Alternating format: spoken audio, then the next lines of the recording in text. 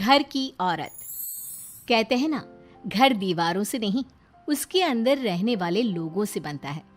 लेकिन क्या हो जब घर के लोग ऐसे हो? सारा दिन खाती रहती हो, सोती रहती हो, कोई काम नहीं है तुम्हारे पास। ऊपर से बहू के आ जाने के बाद तो तुम और निकम्मी हो गई हो। दिखावे के लिए हाथ में माला पकड़ ली है, बाकी कोई काम नहीं करती। अरे कैसी बात कर रहे हैं? अब तो बहू आ गई है, अब तो मेरी बेइज्जती करना बंद कर दीजिए। जैसे तैसे मेरी तो जिंदगी कट गई गालियाँ खा खा कर। अरे उस बेचारी को तो छोड़ दीजिए।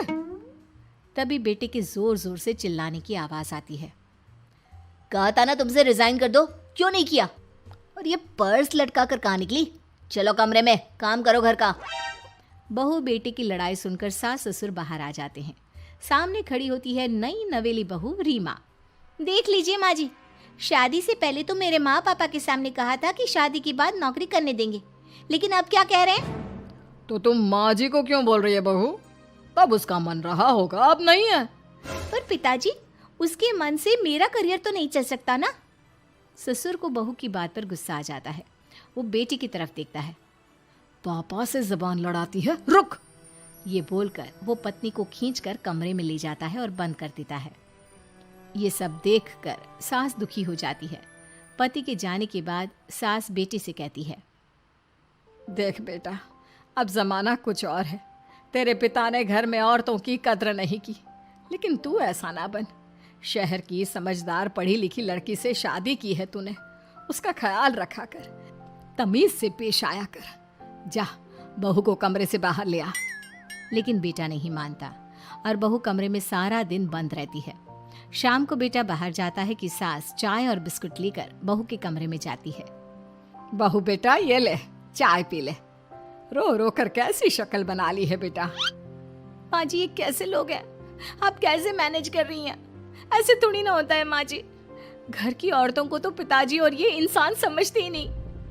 क्या करूं बेटा, मैंने तो जैसे तैसे सह लिया, लेकिन तू ना सहना। दोनों बात कर ही रहे थे कि ससुर आ जाते हैं। अच्छा, तो अब बहू को भड़का रही हो? बहुत दिन हो गए मार खाए, अब क्या बहू के सामने खाओगे? जाओ यहाँ से, और जरूरत नहीं है ज्यादा इस लड़की को सर पर चढ़ाने की, समझी? बहू को ससुर की बात पर गुस्सा आ जाता है, लेकिन वो कुछ नहीं कहती। आए दिन बहू देखती है कि कैसे उसकी सास और उसके साथ उसका ससुर और पति गंदा व्यवहार करते हैं। फिर एक दिन, ये क्या बनाया है? खाना बनाना नहीं आता क्या? ये बोलकर वो खाने की भरी सारी थाली फेंक देता है। अरे बेटा कोई बात नहीं, शांत हो जा, मैं अभी बाहर से कुछ मंगवा देता हूँ। हाँ पापा, ऑर्डर करिए। ऐसे खाने से तो पेट भरने से रहा। वैसे खाना तुमको बनाना आता नहीं और बाहर जाकर नौकरी करना चाहती हो। अरे तुम जैसे को तो पूछते भी नहीं है बाहर। बहू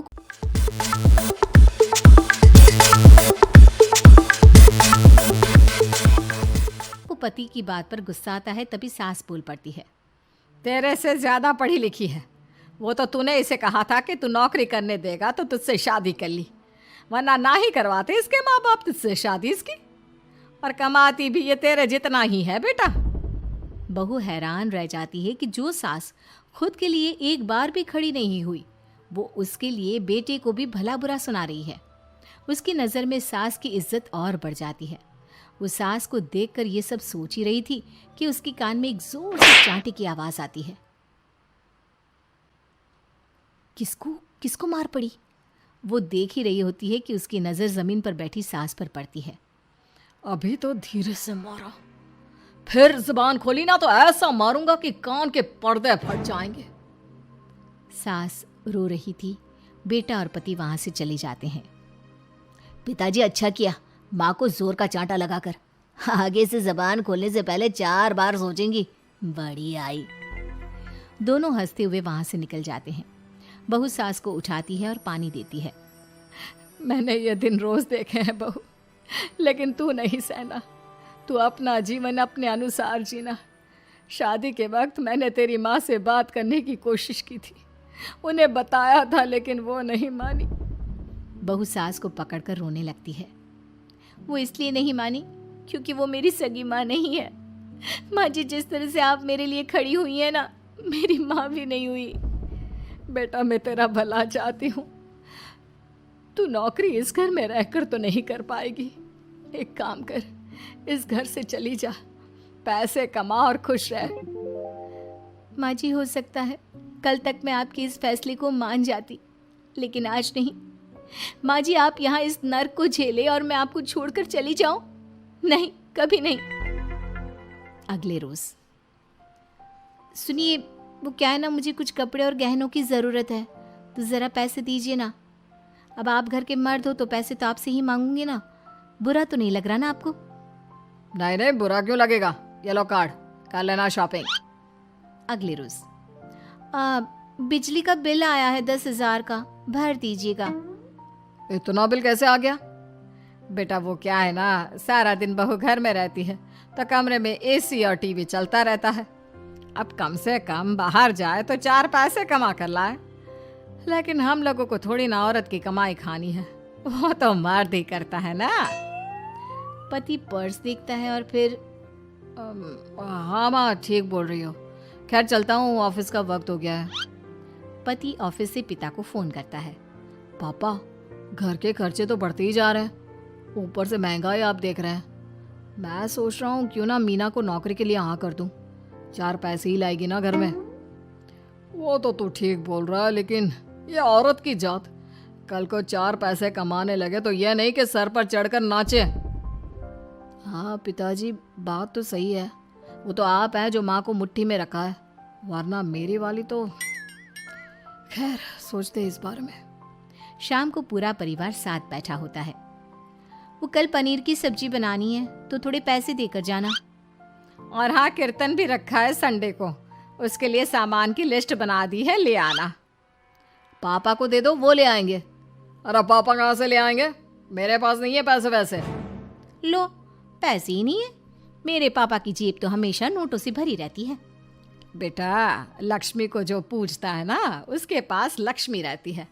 जो घर की औरतों को मारे पीटे, वो भला कैसे लक्ष्मी का लाभ ले सकता है।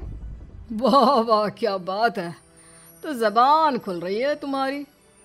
लगता है भूल गई पुरानी मार और डांट, क्या? हाँ माँ जी, शांत हो जाइए। मैं नहीं देख सकती आपको मार खाता, और फिर हो सकता है कि मैं आपको बचाने आऊँ तो ये भी मुझे मारे। ठीक है बहू, मैं कुछ नहीं कहती, तू ये लिस्ट बस दे दे, मैं चलिए आराम करने। फिर अगले रोज, सुनिए जी, वो मायके जाना है। वो क्या है ना, शादी के बाद से गई नहीं, तो ट्रेन की टिकट बुक करवा देना। तो मैं भी तो साथ जाऊंगा ना तुम्हारे। तो ठीक है, फिर फ्लाइट की ही टिकट करवा दीजिए। वो क्या है ना, अच्छा थोड़ी ना लगता है आप पहली बार मेरे साथ जा रहे हो और हम ट्रेन से चले, ठीक है ना? पति ऑफिस जाता है, जहाँ उसका दोस्त कहता है, अरे क्या हो गया यार, परेशान सा दिख रहा है। तेरी तो नई नई शादी हुई है, भाभी परेशान कर रही है क्या? अरे नहीं यार, तू तो जानता है थोड़ी सी कमाई में घर चलाना मुश्किल हो रहा है। तू कैसे मैनेज करता है यार? कैसे क्या यार, तू जानता है ना मेरी बीवी रिया को, वो टीचर है, फिर घर में ट्यूशन करती है, साथ में बच्चे भी पढ़ लेते हैं। यार, घर नाम की गाड़ी दोनों पहियों के साथ चलने से ही चलती है। वो भी कमाती है और मैं भी, और चल रहा है घर बस।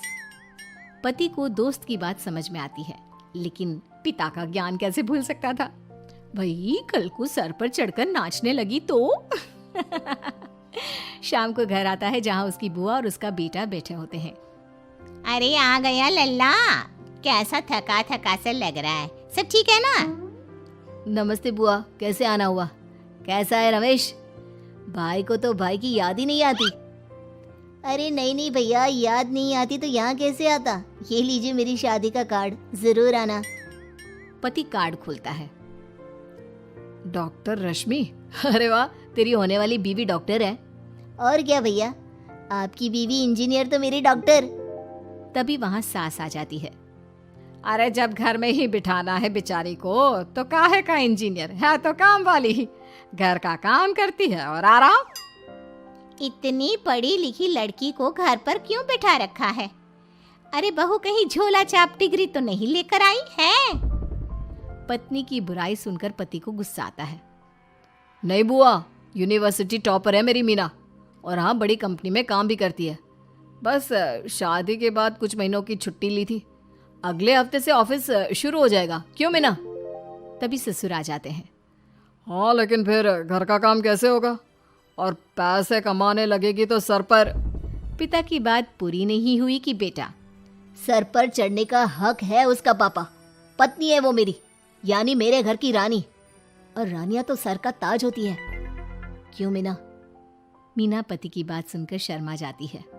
वाह बेटा, तू सही समय में समझ गया कि औरतों की इज्जत करने वाले घर में शांति और लक्ष्मी का वास होता है।